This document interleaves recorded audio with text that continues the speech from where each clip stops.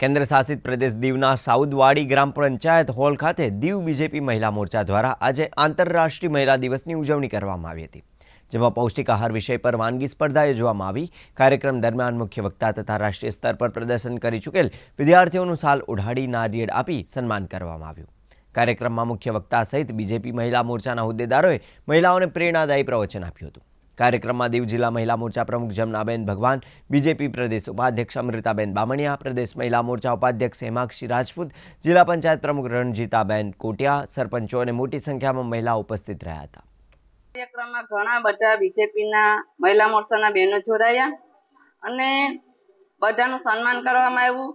नारी शक्तिनु अने बधाने नेशनल लेवले बहनों आवेला हता, नंबर लावेला हता, ए बहनों पण साल उठाड़ीने सन्मान करवामां आव्युं। बधा उत्साहपूर्वक भाग लीधो अने बधाए आजे आंतरराष्ट्रीय महिला दिवस निमित्ते भव्य उजवणी करी। मने मोटी संख्या में महिलाओं ने जोईने खूब ज आनंद थयो अने खाली वक्तव्य के एवुं ज नहोतुं राखवामां आव्युं।